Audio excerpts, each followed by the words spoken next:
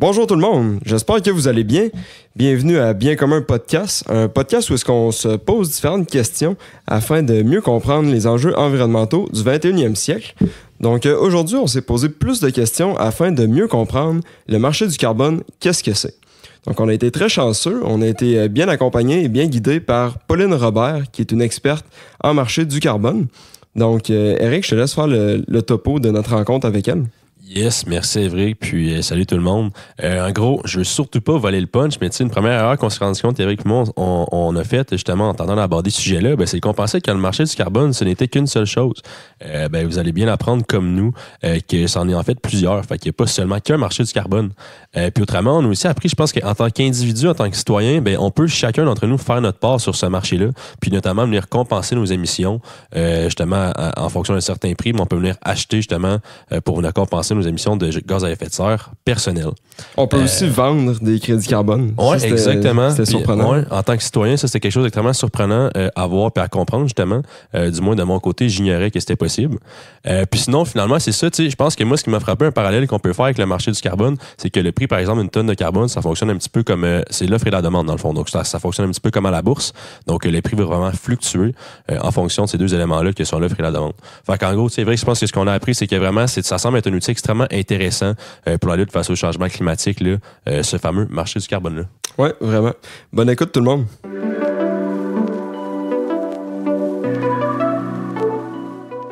Bon, bonjour Pauline. Bonjour. Bonjour tout le monde à la maison. Bienvenue à Bien commun podcast. Donc aujourd'hui, on s'attaque à un sujet qu'en tout cas, Eric puis moi, on connaît peu, mais que j'ai l'impression est quand même présent dans notre société puis dans les industries, tout ça. Et je parle du marché du carbone. Donc, je peux te laisser te présenter un peu par rapport à ça. Oui, bonjour. Moi, c'est Pauline Robert. Je suis directrice marché du carbone et gestion des gaz à effet de serre chez Coop Carbone. Coop Carbone, dans le fond, c'est une coopérative à but non lucratif qui vise à réduire les gaz à effet de serre au Québec. Donc, on fait des projets, on accompagne des entreprises, tout ce qu'on peut faire pour réduire les GES au Québec. On est 40. Puis on est répartis entre Québec puis Montréal. Une belle grosse gang pour cette mission-là. OK. Cool. Puis toi, ton background, est-ce que c'est... T'as-tu fait un bac en quoi? Moi, je suis une biologiste à la base. Okay. Ah ouais? OK. J'ai même fait une maîtrise en océanographie. Moi, je voulais travailler dans les océans. J'ai travaillé un petit peu là-dedans, d'ailleurs. Puis à un moment donné, j'ai voulu m'outiller plus en gestion, fait que je suis retournée aux études pour faire une maîtrise en gestion de projet. Okay. Donc maintenant, j'ai comme ces deux volets-là, la science puis la gestion. Puis finalement, tu sais, petite éco-anxiété. Ouais. Finalement, je me suis dit qu'il fallait que je travaille sur l'impact climatique de nos activités. Puis je me suis plus orientée vers ça. Donc maintenant, je suis plus dans les organismes, maintenant dans une coopérative qui s'occupe de ça. Ah, super. Merci beaucoup de nous rencontrer aujourd'hui. Yes. On peut entrer dans le vif du sujet de maintenant, je pense bien. Mais là, moi, je me lance, Évric. On a introduit le sujet aujourd'hui, c'est le marché du carbone. Donc là, qu'est-ce que c'est le marché du carbone, tout simplement? Parce que ça, c'est la base, puis je pense que, en tout cas, pour moi, c'est même pas clair. Oui, je sais. Puis on entend parler de ça beaucoup dans les médias. Puis c'est comme si nulle part on a accès à savoir ce que c'est, démêler tout ça. Puis en fait, il y en a plusieurs marchés du carbone. On dit souvent le marché du carbone, mais il y en a plusieurs. C'est ça qui est étonnant aussi. Mettons qu'on va dans l'ordre là, au Canada. Au Canada, on entend là, Poilievre puis Trudeau qui se chicanent sur la taxe carbone. Ouais. Ils ont mis ça. Pour les industries polluantes, ils leur mettent une taxe à chaque fois qu'ils polluent. Okay. Puis l'argent qu'ils font avec ça, ils redonnent des chèques aux citoyens. Puis vous n'avez pas reçu des chèques parce que c'est partout au Canada, sauf nous. Parce que nous, on a autre chose. Donc, tout ce que vous entendez de chicane là, au Canada sur la taxe carbone, ça ne nous concerne pas. C'est un autre système qui est en place pour s'assurer justement là, que les industries elles payent quand elles polluent, puis qu'elles aient moins le goût de payer, puis qu'elles réduisent leur GS. C'est un prix par tonne de CO2 équivalent qui est émis? OK. Pour toutes les industries? Oui. Okay. On est rendu à 80 $ la tonne au Canada, puis c'est réglementé par le fédéral. Mais Là, le Québec a dit, attends une minute, là, nous, on a déjà quelque chose. Fait qu'il y a eu un deal entre le Canada et le Québec pour dire, OK, vous avez déjà quelque chose, on vous l'imposera pas, ce système-là. Donc, nous, on a autre chose qui est en place quand même depuis une dizaine d'années. Nous, c'est un autre genre de taxe carbone. Nous, c'est un peu le même principe. C'est juste pour les industries très polluantes, là, les pétrolières, les cimenteries, les alumineries, les grosses industries. Donc, par polluant, ça veut dire les industries qui ont des grandes émissions de gaz à effet de serre. C'est ça. Oui, donc du méthane, du CO2, donc vraiment les gaz à effet de serre. Puis ça, le Québec a dit, quelque part, on veut réduire nos gaz à effet de serre, donc on plafonne. On ne permet pas d'émettre plus que... Puis là, ils ont décidé combien. Puis là, chaque année, on veut que ça baisse. Puis comment on fait pour que les industries respectent ça? Bien, c'est qu'ils disent, à chaque fois que tu veux émettre une tonne de gaz à effet de serre, il faut que tu viennes acheter un quota, dans le fond, un permis. OK. Fait qu'il y a un nombre X de crédits carbone. Limité. Que le gouvernement, il dit, cette année, on ne veut pas émettre plus que ça. Fait que c'est ça que je rends disponible sur le marché. Maintenant, venez les acheter. Donc là, ça crée un vrai marché. Là. On essaie de les acheter, qui a le moins cher. Puis là, ça fait des échanges entre les industries. Hey, moi, j'en ai acheté moins cher, je peux te les revendre. Puis là, ça crée vraiment une bourse du carbone. Ouais, c'est ça. C'est mais qu'est-ce qui fait qu'une entreprise les a achetés moins cher si tu te dis, par exemple, que le coût d'un crédit carbone ou de la tonne, c'était 80 $ la tonne? Ça, c'était au Canada. Au Québec, là, on est dans un autre Québec, marché du carbone, complètement autre chose. Oui, c'est ça, OK. Ouais.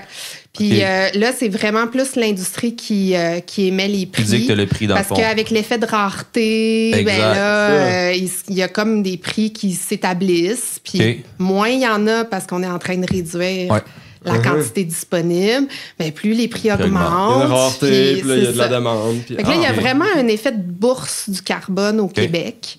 Ça, c'est très puissant là, pour faire réduire les gaz à effet de serre au Québec. Là. Ça peut avoir un montant très élevé là, pour les industries. Oui. Là, on est rendu à peu près 60 $ la tonne au Québec. Fait qu'un peu moins que le Canada. Fait que ça, c'est vraiment l'offre et la demande, les entreprises entre elles. Ça fait en sorte que en ce moment, c'est ça le prix à peu près 60 $. C'est sûr que dans la réglementation, il y a un prix plancher. Là, on ne pourrait pas descendre en dessous de... Bon, mais il est assez bas, le prix plancher, c'est genre 20 $. Là, fait que on n'est pas là. Mais ouais, c'est ça. Donc, mais ça concerne juste une centaine d'entreprises au Québec. Vraiment les plus polluantes. On les appelle les grands émetteurs. Est-ce qu'il y a des domaines d'entreprises qui sont plus polluantes que d'autres? Ça adonne que c'est l'industrie puis l'industrie pétrolière. Oui, certaines minières. Mais c'est juste que, dans le fond, on regarde les émissions de GS. Il faut qu'elles fassent une déclaration, les entreprises. Annuellement? Puis là, dès que elles atteignent un stade de 25 000 tonnes par année, elles sont obligées de rentrer. C'est ça. Donc, ça, le 25 000 tonnes, c'est le seuil à ne pas franchir. Puis si tu le franchis, c'est là qu'il faut que tu fasses des échanges. C'est ça. Tu es rendu régi là, par notre système québécois qui s'appelle le système de plafonnement et d'échange. Là, moi, je viens de sortir ma calculatrice. Là. 25 000 tonnes, c'est 60 $ de la tonne de CO2. Donc, 25 000 tonnes, ça représente 1,5 million. C'est ça. Fait que ça, c'est le minimum que ça va coûter à une entreprise qui vient d'embarquer, mettons, qui vient d'embarquer dans ce marché-là. Ouais. OK. Puis ça peut aller jusqu'à... On a-tu une idée, mettons, les plus grands pollueurs, combien de tonnes ils émettent? Oui, les pétrolières, c'est en plus en millions de tonnes que ça se compte. Okay. Donc, mettons, ça fait un peu d'argent. 60 millions, C'est ça. OK. Donc, c'est pour ça que c'est super puissant comme système comme mécanisme, pour réduire les GES. Donc, c'est entre autres pour ça que nous, qui luttons contre les changements climatiques à la Coop Carbone, on est vraiment pour ce marché-là parce que les entreprises, elles ne veulent pas payer autant de millions. C'est merveilleux parce que tu arrives à quantifier l'aspect environnemental, les émissions de GES. Puis c'est ça qu'on n'arrivait pas à faire auparavant. On n'arrivait pas à le quantifier puis à mettre un montant dessus. Fait qu'il n'y avait pas d'incitatif à venir diminuer nos émissions parce qu'on n'en retirait rien. Puis là, ça se fait seul avec le marché de l'offre et la demande. C'est ça. Mais il a fallu du courage, là, il y a 10 ans. Il n'y avait rien. Et ça se faisait-tu ailleurs dans le monde, ça? Oui. Il y en a un petit peu dans le monde. Là, on dit qu'il y a à peu près 20 des États dans le monde qui ont un marché quelconque. Là, comme je vous explique, au Canada, c'est pas tout à fait le même système. Au Canada, c'est juste une taxe. Chaque fois que tu émets quelque chose, tu payes. Okay. Au Québec, c'est plus une bourse. Okay. Donc, des systèmes comme ça, il y en existe plusieurs de différents types. Là. Okay. Dans le monde, il y a à peu près 20 de la planète là, qui est régie par des... Puis là, ça, si j'ai bien compris, on aurait fait le tour de 2 marchés présentement. Fait que le troisième, ça serait Il y en quoi? a un autre. Ben, l'autre, c'est, on entend parler là, de carboneutralité, des entreprises qui disent on est carboneutre. Nous, on se fait proposer, on achète un billet d'avion, on se fait proposer un crédit carbone. Là, tout ça, là, c'est le marché volontaire. OK. Volontaire parce que chacun va adopter ça ou pas, selon ce qu'il veut. Et donc, aussi, toutes les entreprises et industries qui sont des moins grands émetteurs. Okay. Donc, il y a plein d'entreprises autour de nous qui émettent quand même pas mal de GS. Là. En bas du 25 000 tonnes, mais quand même. Fait que 20 000 tonnes, c'est quand même quelque chose. 10 000 tonnes. Et plein d'entreprises autour de nous. Bien là, on peut aller dans un marché. Là, c'est juste, puis vous avez peut-être vu ça, là, on peut aller sur des sites de quelqu'un qui vend des crédits. C'est quoi ces crédits-là, finalement? Fait que ces crédits-là, c'est quelqu'un qui a dit, OK, vous émettez des GS, moi, je suis capable d'en réduire des GS. Je suis capable de planter des arbres. Je suis capable, on entend parler de technologie là, qui aspire le carbone, puis qui le met dans le béton. Oui, ça peut être sous forme solide. Oui, c'est ça. Fait qu'il y a plein de technologies qui se développent, puis eux, ils disent, hey, moi, je rends service à la planète. Ici, là, je suis en train de capter, réduire des GS. Payez-moi donc pour faire ça. Je vais vous vendre la valeur de ce que j'ai réduit ou ce que j'ai capté. Et c'est là le marché. Fait que c'est quelqu'un qui fait un projet. Fait qu'on dit des promoteurs de projets, puis qui sont capables de calculer combien de tonnes ils ont réduit, puis qu'ils le mettent à vendre. Mais là, c'est un petit peu plus freestyle. Là. Ça, c'est-tu encadré? C'est pas encadré sur... Non, c'est ça qui est compliqué. Puis c'est pour ça qu'on entend plein de choses dans les médias. C'est parce que, justement, vous pouvez vous partir un projet, parce que là, maintenant, vous êtes sensibilisé puis que vous allez trouver ça cool. Puis c'est un modèle économique, fait que c'est intéressant. Je peux recevoir de l'argent pour ma business. T'sais. Mais peut-être que vous allez décider de vendre ça sur votre site web. Fait que c'est un peu... Là, après, il faut faire confiance, nous. Mais c'est régi par personne? Rien. Fait que là, il y a quelques groupes qui se sont dit, attends, là, moi, j'y crois à ça, là. Il y a un modèle derrière ça. Il en faut plus de projets comme ça, puis on veut plus de gens qui les achètent. Donc, il y en a qui ont dit, OK, on se regroupe, là, puis on se dit, c'est quoi un bon projet, là? C'est quand, là, que c'est valide, là, qu'on est capable de démontrer, là, qu'on a réduit. Donc, il y a des gens qui ont développé des certifications puis des standards. Puis des gens, c'est qui ces gens? Des regroupements de professionnels ou de scientifiques ou de promoteurs de projets. Fait qu'il y a 4-5 standards reconnus dans le monde. OK. Puis sinon, c'est ça. C'est des gens qui essaient de bien faire les choses puis qui le montrent sur leur site web puis qui essaient de bien expliquer ce qu'ils font. Mais c'est ça, le marché volontaire. Ce qui est dommage, c'est que c'est partout dans le monde puis tout le monde... a sa façon un peu de voir. Oui, parce que j'imagine que ça peut varier beaucoup là, d'une place à l'autre, la réglementation. Puis c'est sûr que si tu arrives à avoir des standards comme les normes ISO, c'est ça. Je sais que c'est international, fait qu'ils vont avoir l'équivalent, mais... Ah ouais, OK. Puis pour le... Est-ce que, je sais pas, mettons, Henrik puis moi, là, comme tu as dit un peu, là, mettons, on pourrait se partir un projet et décider de vendre un peu notre réduction de carbone qu'on fait grâce à notre projet. Là. Mais mettons, pour un citoyen normal là, comme nous, là, est-ce qu'il y a un moyen, le système, justement, pour peut-être compenser nos émissions? C'est quoi? C'est justement le marché sur une base volontaire? Oui. C'est juste à ça qu'on a accès. Puis, en soi, dans le principe, c'est super beau. Là. C'est vraiment, on a fait des business à partir de la réduction de gaz à effet de serre. Là. Donc, au niveau, pour la planète, il nous en faut de ça. Là. Il en faudrait beaucoup plus. Mais là, après, c'est de trouver... le citoyen, s'il veut compenser ses émissions de GS dans son année ou pour un voyage, là, dans le fond, le levier qu'on a, c'est d'aller se renseigner. Il faut regarder c'est quoi le projet. Par exemple, vous avez parlé des arbres. Là. Il y a 2 épisodes. Mais on le sait là, que si l'arbre il brûle... le carbone, il retourne. C'est ça, vous en avez parlé de ça. Donc, qu'est-ce qu'on fait si moi, j'ai acheté des crédits de quelqu'un qui a planté des arbres?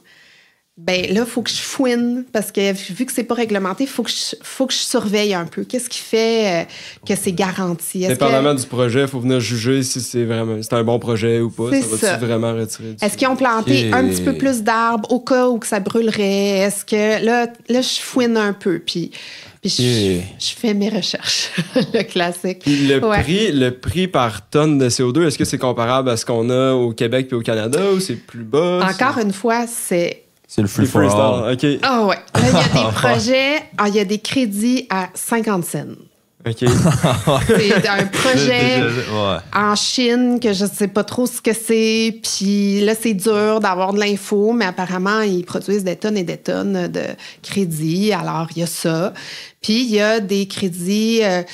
les captages, là, tu as parlé de captage. Ouais, captage de carbone, ouais. Ça, c'est de la haute technologie. Ouais. C'est très compliqué. Ça peut être autour de 500 $ la tonne. OK. Là, c'est complètement autre chose. Mais ceux qui y croient, là, c'est un beau niveau de confiance. Là. Une fois que c'est dans le béton, là, mon carbone, là, il ne ressortira plus de là. Donc, puis si j'ai confiance à la compagnie, elle fait bien ça, je sais que c'est vérifié, peut-être j'ai le goût de payer 500 $ la tonne. Puis il y a tout le reste entre les deux. OK. Ouais. Puis mettons, moi, demain matin, là, je décide de justement compenser mes émissions de carbone issues de mon voyage en avion, mettons. Ouais. Mais justement, c'est quoi? Moi, mettons, là, je me dis, je veux les compenser. C'est quoi que je fais? Je m'en vais sur Internet, puis je tape, je sais pas, là, entreprise qui vend du carbone. Non, là. Ouais, c'est ça. Faut le savoir. Faut un peu fouiner. On peut maintenant là, fouiner, là, ça sort un petit peu plus. Ouais. Là, 1.5 avait fait, c'est un média d'information sur la crise climatique. Justement, ils avaient fait un petit palmarès là, des entreprises québécoises. C'est sûr que dans nos critères, là, si on prend une entreprise québécoise, ben, on encourage un entrepreneur québécois. Aussi, ben oui. Ça, c'est le fun. Ça peut faire partie de nos critères. Après, de voir s'il a fait vérifier sa méthode. Souvent, ça le dit. Est-ce qu'on l'a fait tout seul de notre bord ou il y a quelqu'un d'externe qui est venu me challenger? Un audit qui a été fait. Une des certifications que tu parlais tantôt un petit peu. Ça peut être soit une certification. Quand c'est certifié, c'est vraiment bien indiqué. Puis sinon, si c'est pas certifié, mais que justement, ça explique comment ça a été audité, bien, ça peut nous donner confiance aussi. Il y a plein de beaux projets aussi avec de la foresterie où ils en font des projets communautaires en plus. T'sais, on plante tout le monde ensemble. Par exemple, Arbre Évolution, c'est une entreprise québécoise qui plante avec les agriculteurs sur leur terre. Puis les agriculteurs, ils donnent une partie de leur terre pour pouvoir planter plus d'arbres. Fait que là, ça, en plus, on a envie d'encourager ça parce que ça a plein de co-bénéfices. Donc, c'est ça. Faut qu'on fouine. Puis idéalement, on trouve des beaux projets au Québec avec des gens qui nous inspirent. C'est encore mieux. Okay, donc ça, c'est pour le marché volontaire. Fait qu'il peut y avoir des audits, il peut y avoir différents types de certifications. Mais pour le marché du Québec, en lien avec les grands pollueurs, les industriels, si, par exemple, quelqu'un dépasse son quota où il pollue plus qu'il devrait polluer, est-ce qu'à ce niveau-là, il y a des audits? Comment est-ce qu'on vient réglementer ou quantifier les émissions? Comment est-ce qu'on s'assure que quelqu'un ne dépasse pas son maximum, son plafond? Bien, comme c'est réglementé, il y a plein d'éléments dans le règlement là, qui nous permettent d'aller vérifier. Justement, ils doivent faire une déclaration de leurs émissions de GES annuelles qui est auditée là aussi par l'externe, un rapport. Annuel, Puis, ben, dans le fond, c'est simple. Là, à la fin d'une période, il faut que ça matche avec le nombre de crédits qu'ils ont dans leur compte. Fait qu'il y a un compte juste pour ça, pour stocker leurs crédits qui sont comme l'équivalent des quotas d'émissions. Là. Puis il faut que leur déclaration matche ce qu'ils ont. Puis là, il y a une vérification. Puis c'est très, très, très cher. Là. C'est encore une fois des millions de dollars s'ils ne se sont pas conformés. Donc, tu ne veux pas là, qu'il t'en manque un.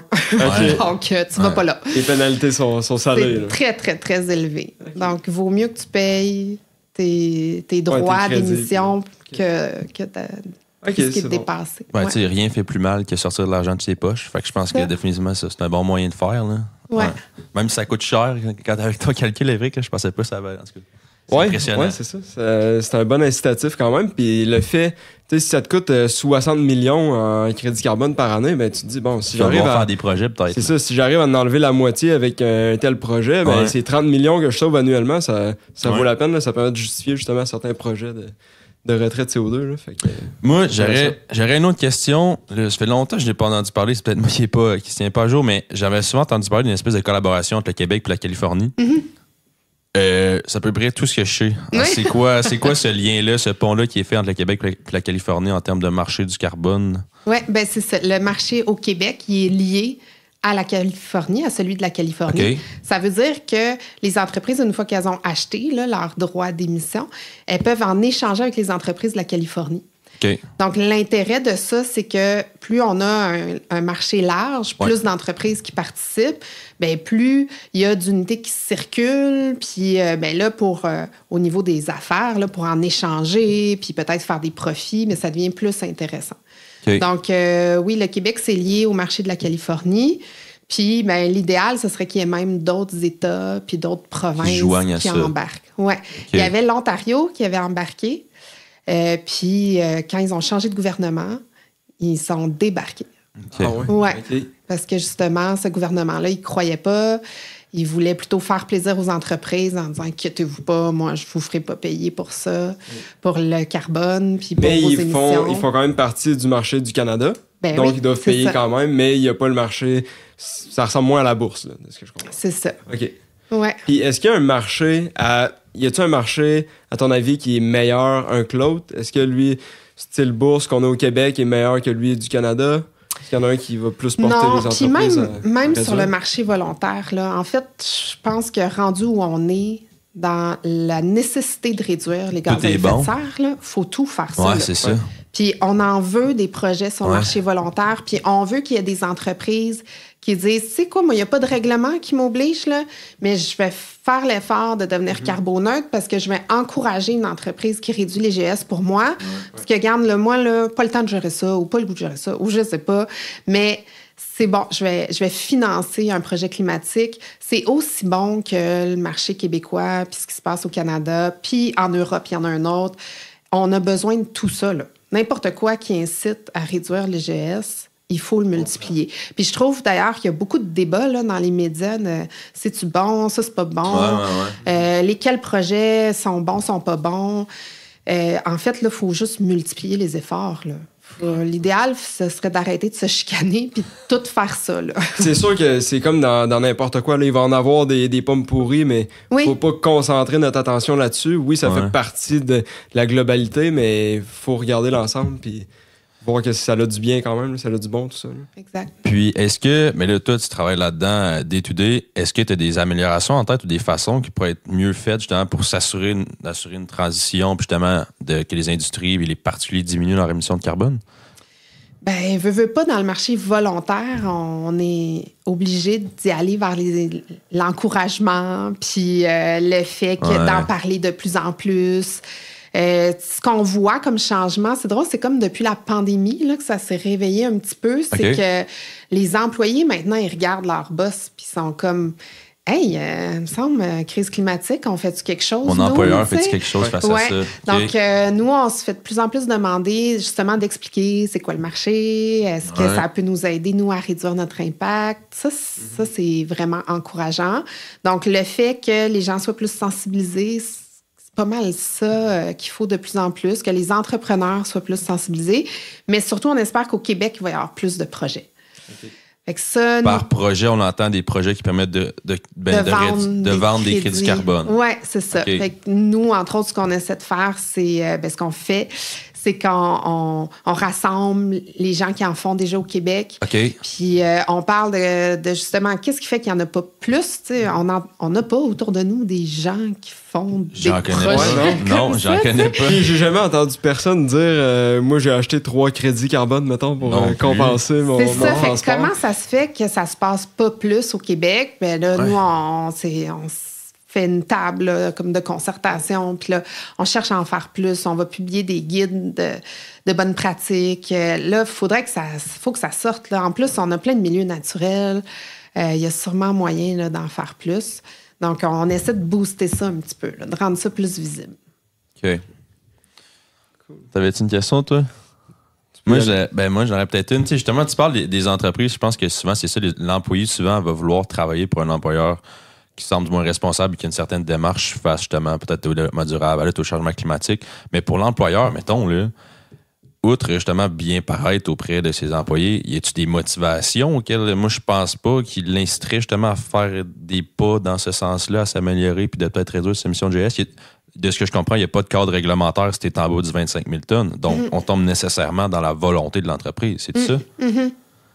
Donc, en effet, il n'y a pas d'incitatif. Il faut vraiment que le grand patron puis les investisseurs dans cette entreprise-là veuillent. Ce qu'on commence à voir, c'est justement, il y a tellement de pression qui vient de toutes les bords. Là. Les gens, la crise climatique, ça sont de plus en plus conscients. Que là, c'est rendu dans toutes les couches. Là. Fait que quelqu'un qui a une entreprise, ben il y a ses employés qui en parlent. Vous, probablement que vous posez des questions quand vous arrivez chez un employeur. En plus, ben maintenant, il y a les banques puis les investisseurs. C'est que ça. là, ils disent, attendez, nous, il faut qu'on paraisse bien. Fait que ce qu'on va dire, parce que les gens vont peut-être plus venir chez nous si on dit qu'on a des programmes verts, tout ça, ben là, ils ont de plus en plus des critères pour donner des prêts ou de donner des investissements, des critères de est-ce qu'au moins tu as un plan de développement durable, est-ce qu'au moins tu as fait un bilan carbone. Puis si tu n'as pas coché ces demandes-là, j'investis pas dans ton entreprise. Donc maintenant, ça commence à venir d'un peu tous les côtés. Même au niveau des partenariats, quelqu'un qui vend par exemple une ressource première, les acheteurs peuvent s'attendre de lui à ce qu'il soit carboneutre ou que justement ce soit une matière première verte. C'est ça. Ben, si tu as le choix entre deux, mettons, fournisseurs, je suppose que si le prix est relativement similaire, justement, aujourd'hui, on va opter, du moins, moi, j'opterais nécessairement pour l'entreprise qui est la plus verte, qui fait des efforts en ce sens-là. Sans que ça soit réglementé ou de manière formelle, c'est ça, je pense que la force des choses fait en sorte que, justement, il y a plusieurs parties prenantes qui sont poussées à faire des efforts là-dedans. C'est ça. Puis quand il y a... un bout de l'industrie qui prend un engagement pour être, par exemple, carboneutre. Si on pense, par exemple, admettons que IGA, là, qui appartient à l'Oblast, je pense, ils prennent un engagement là, carboneutre. Mais ça veut dire que tous leurs produits qu'ils achètent, donc toute la chaîne alimentaire, doit être carboneutre. Ça veut dire que jusque chez le producteur, là, chez l'agriculteur, il faut qu'on vise la carboneutralité. Donc, là aussi, ça peut amener de la pression dans la chaîne de valeur, dans la chaîne de l'industrie. Parce que là, encore une fois, c'est une autre partie de ton entreprise qui dit là, il faudrait au moins que tu mesures tes GS puis que tu me donnes un plan de comment tu vas réduire. Parce que moi, je me suis engagée à dire que j'allais être carboneutre. Donc, il y a plusieurs leviers. Plus il y a du monde qui s'engage, plus ça devient comme la nouvelle norme. Ça devient des plans aussi. Tu sais, il faut que tu aies Si tu as ton plan de décarbonation, même s'il est très ambitieux et que tu ne l'atteindras peut-être pas, mettons en 2050 ou 2045, peu importe, c'est bon d'avoir un plan ambitieux. Comme ça pousse les entreprises quand même à faire ces transitions-là puis à essayer du moins de l'atteindre.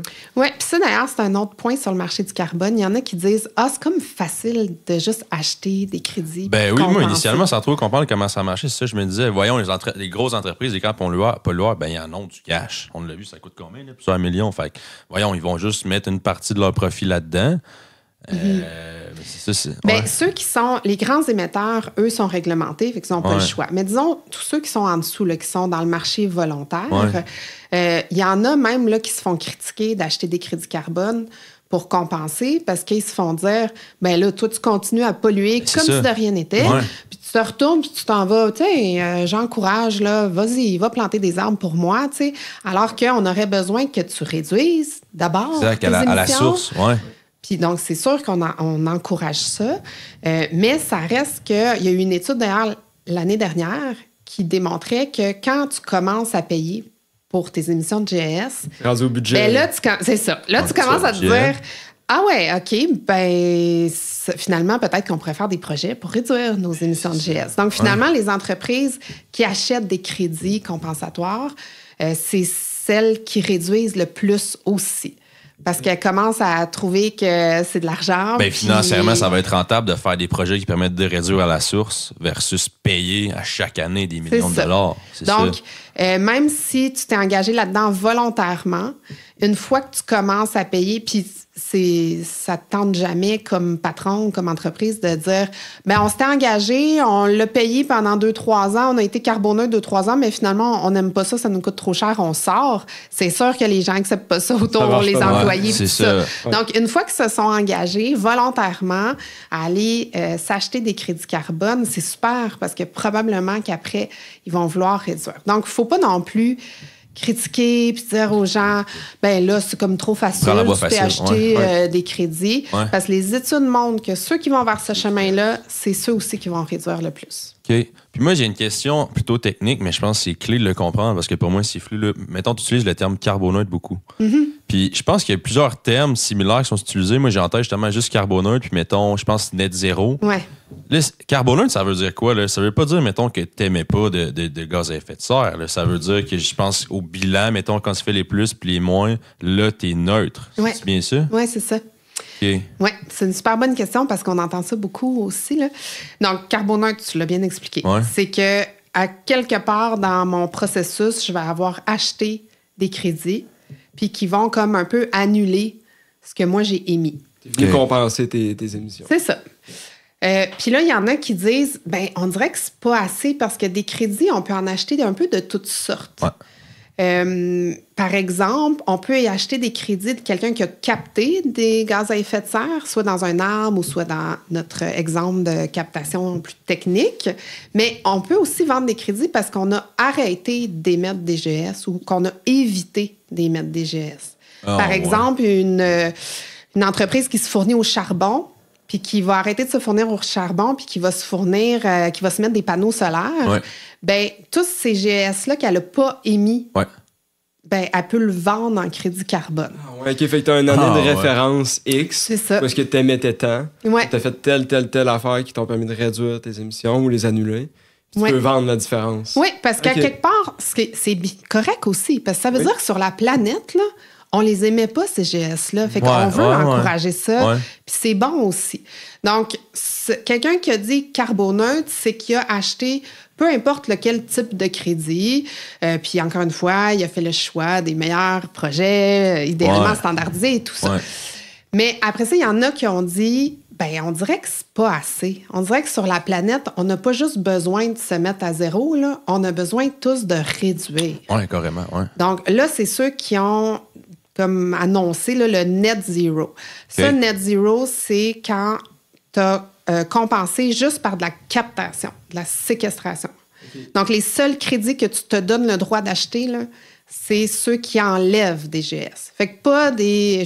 J'ai évité d'en émettre, là, juste les crédits les plus robustes de ceux qui ont enlevé des GS. Fait que là, c'est l'équivalent de carboneutre, mais en s'assurant que c'est de la réduction on enlève les GS. Fait que c'est une subtilité, mais on peut se dire que net zero, c'est comme d'aller un petit cran plus loin que carboneutre, mais en soi, les deux sont bons, sont valides. Je veux dire, mettons que tout le monde devient carboneutre, il reste des émissions. Parce que dans le fond, ça veut pas dire que tu as réduit toutes tes émissions à la source. Mais dans le fond, c'est juste impossible que tout le monde soit carboneutre, dans le fond. Ben là, c'est sûr que le rêve, ce serait que tout le monde soit carboneutre. Mais tu as raison, ta logique est bonne. C'est pour ça qu'il y en a qui ont dit ça va pas assez loin. Il faudrait que 100% du monde là, aille en mode net zero. Il faudrait qu'à chaque fois qu'il y a une tonne qui est émise, il y a quelqu'un qui l'enlève quelque part sur la planète. Bon, fait qu'après, on est encore dans le principe de est-ce qu'on accepte que tout le monde fasse sa part puis fasse au mieux? Ou on veut juste aller chercher le mieux, le meilleur, puis tu sais, la stratégie ultime. Ben, encore une fois, on veut de tout. T'sais. Ça prend du temps aussi, là, faire des transitions comme ça, c'est des gros changements. Fait que si tu es trop sévère, si tu veux, sur ta réglementation, d'entrée de jeu, les entreprises, ils voudront pas, soit ils vont quitter le pays ou ils vont aller ailleurs. C'est ça. Donc, il faut y aller tranquillement, puis on va tendre vers des solutions qui vont être peut-être plus sévères éventuellement, mais... C'est ça. Fait que peut-être qu'une entreprise qui a vraiment atteint la carboneutralité, parce que d'abord, elle a fait des projets pour réduire ses émissions. Ouais. En plus, elle a compensé. Mais peut-être que rendu là, elle va peut-être se dire, bon, c'est quoi la prochaine étape? Ouais, il en reste plus gros, mettons, pour aller chercher le net Bon, zero. ben, on va aller chercher ça. Là, on va juste faire un choix différent dans les crédits qu'on achète, puis on se rend au net zero, tu sais. Donc, tout ça, on veut valoriser ça, là. C'est bon, là. Puis est-ce que, mettons, peut-être plus axé sur le marché volontaire, là, toi, tu travailles là-dedans, encore une fois, de manière régulière.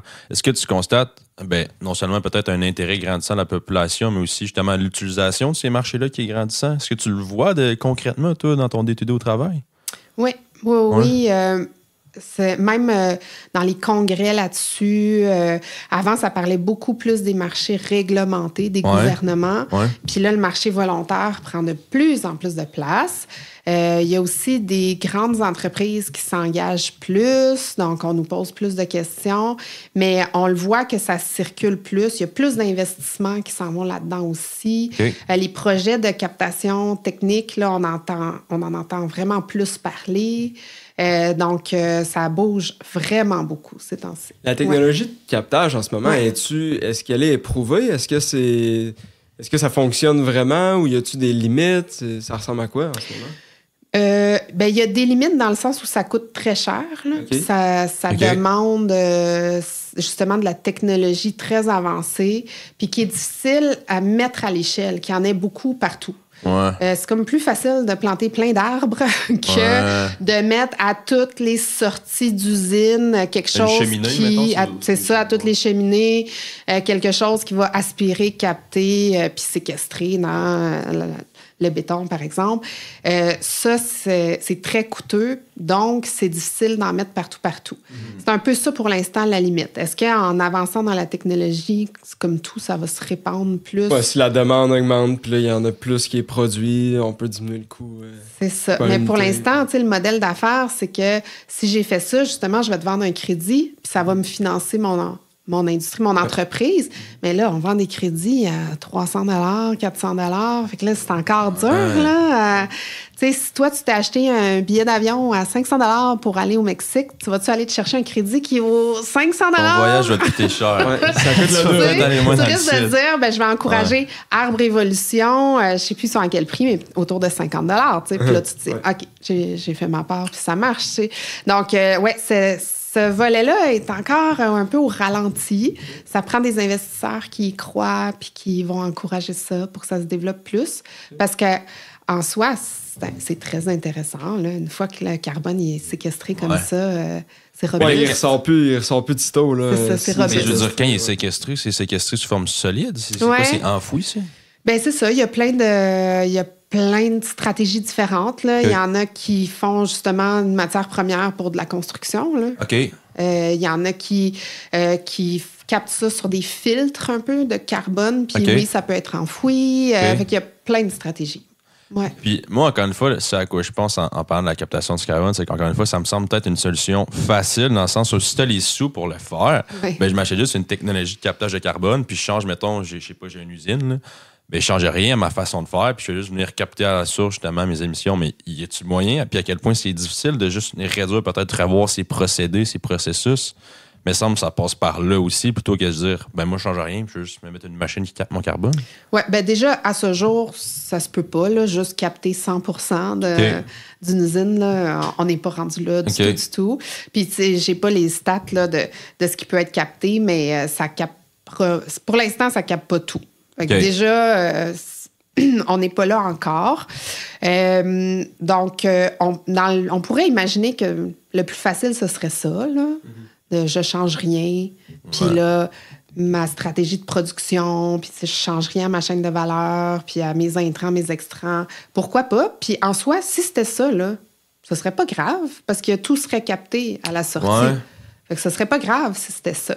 Mais comme on n'est pas là du tout, là, on n'a pas le choix de passer par la réduction, en effet, des procédés. Puis pas d'appli de solutions qui viennent contribuer. Oui, parce qu'on n'a pas le temps d'attendre là, que la technologie elle soit répandue partout. C'est ça l'affaire. Fait qu'il faut que tout le monde réduise.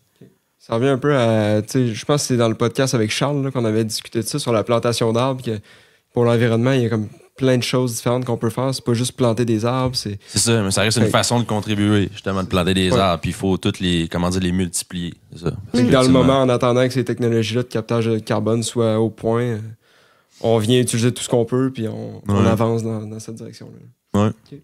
Puis j'aurais une autre question. Tu sais, nous, en tant que citoyens, on peut acheter des crédits carbone sur le marché volontaire.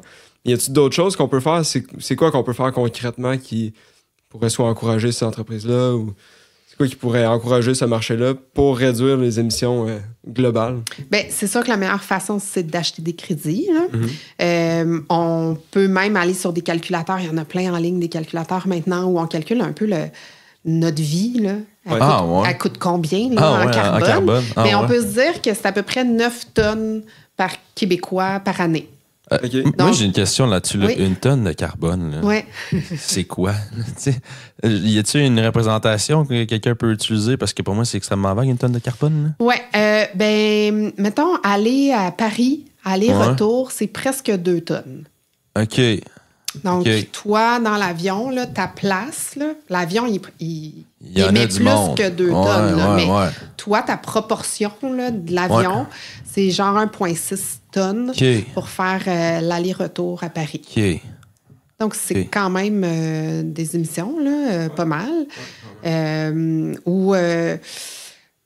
L'aller à Vancouver, c'est à peu près 1 tonne. En auto, excuse-moi.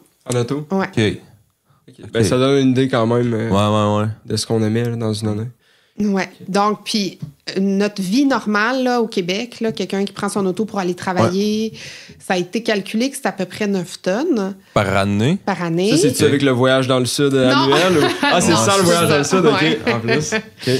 Mais juste notre vie, tu sais, l'école, le travail, acheter de la nourriture à l'épicerie, que cette nourriture-là elle a été produite, tout ça, là, admettons qu'il faut s'habiller, blablabla, ça, on vaut à peu près 9 tonnes par année. Donc, c'est sûr que la meilleure façon d'encourager des projets québécois, c'est d'aller acheter des crédits. Puis eux, ce qu'ils vont faire, c'est que, déjà, ils vont séquestrer ou réduire pour vous.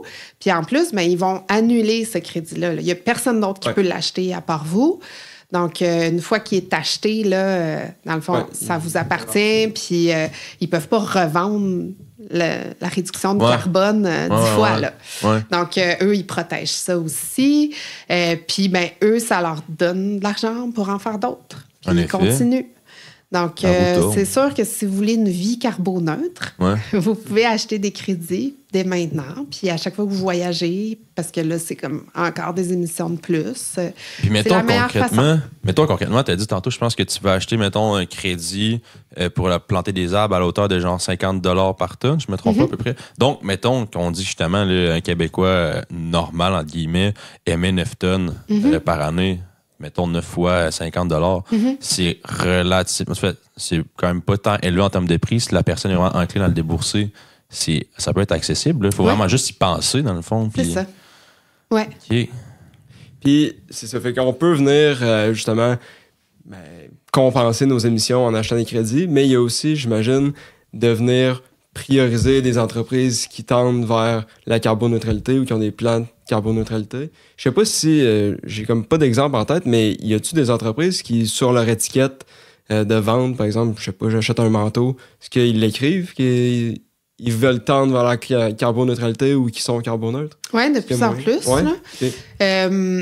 Puis on a vu, par exemple, des pubs, là, l'industrie laitière, je sais pas si vous avez vu, là, qui disaient qu'ils allaient être carboneutres en 2050 ou quelque chose comme ça. Donc, on le voit là, de plus en plus. Donc, en effet, si vous pouvez faire des choix dans ce sens-là, même si c'est pas vous qui avez acheté le crédit, vous savez que cette entreprise-là où vous consommez, elle a acheté des crédits. Premièrement, elle a réduit. Puis en plus, elle a acheté des crédits. Donc, c'est un peu comme si elle compense l'impact de, par exemple, moi, j'ai acheté un manteau d'hiver cette année, puis ça l'était dessus. Là. Donc, je me dis, c'est comme si mon manteau, là, je suis comme en confiance que moi, j'ai comme pas cet impact-là, tu sais, parce qu'il a été compensé par l'entreprise. Ton manteau est carboneutre, dans le fond. Oui. Oui, c'est ça. Ouais. Fait que on peut faire ces choix-là, justement. Puis c'est comme si notre vie à nous a moins d'impact, tu sais, parce qu'à quelque part, ces gens-là, ils se sont assurés qu'il y avait des projets qui réduisaient les GS. Donc, Notre vie a plus d'impact, elle a un meilleur impact. Impact positif, t'as raison. Oui. OK, mais c'est intéressant. Fait que Ouais. c'est d'autres choix qu'on peut encore faire en tant que consommateur pour Ouais. C'est fou. tendre vers, Ouais. vers C'est quand même ça. des petits détails anodins, tu sais, justement, juste acheter des biens de consommation, un manteau, juste d'y penser. C'est des détails anodins, mais si 9 milliards de personnes font ça ou 8 milliards, Ouais, ben, mais c'est ça. Ouais. Ça a un bon impact. Ouais. Bon. Moi, je pense que ça faisait pas mal le tour de ouais. mes questions. Toi, Ouais. Eric? Ah oui, On en a dit j'en ai beaucoup, appris. hein? Ah oui, on dit a. beaucoup, ouais. Sérieux, oui, on a appris beaucoup, puis on a une meilleure vue d'ensemble de c'est quoi les marchés du carbone. Fait que. Ben, juste ça. Ouais, intéressant. En tout cas, j'avais aucune idée qu'il y avait 3 marchés du carbone. Fait que juste Non. ça, c'est bon. Ouais. Ben non, c'est ça. Je savais pas que c'était vaste à ce point-là. Juste le marché volontaire, je trouve ça super intéressant. Puis de voir aussi que ça peut être accessible. Faut juste vraiment s'y intéresser et faire des recherches. Non, mais c'est intéressant. Puis c'est cool de voir aussi que justement, tu sais, on avance. Puis qu'il y a des dispositifs en ce sens-là pour justement essayer de réduire nos émissions de GES. Fait que, ouais, Ben oui. très cool. Puis Ben, d'en parler autour de vous, si vous, Ouais. si vous compensez, parlez-en, puis justement, donnez l'information Ouais. autour, parce qu'il faut que ça devienne un peu la nouvelle norme sociale. Ouais, tu sais. c'est ça. Eric, je vais t'acheter ça à ta fête. Ah Ouais. Un crédit carbone. Une tonne de Fait que carbone. là, ton cadeau va valoir 50$. Ouais, c'est ça, c'est correct. Mais moi, j'ai fait ça Ouais. comme cadeau à ma soeur pour ses Ah 40 ouais? ans. ouais? J'ai compensé pour sa croisière parce qu'elle voulait Ah aller en ouais. croisière, mais on sait que c'est très polluant. Ouais, c'est Ouais, ça. ouais, Fait que j'ai offert une croisière carboneutre. Hey, concept, c'est hein. cool, C'est ça. hot. Ouais. Ouais, Fait que c'est oui, une ça bonne peut. idée. Ça, Ah, ben, merci beaucoup, ça me fait Pauline. plaisir. Yes, merci beaucoup. Merci.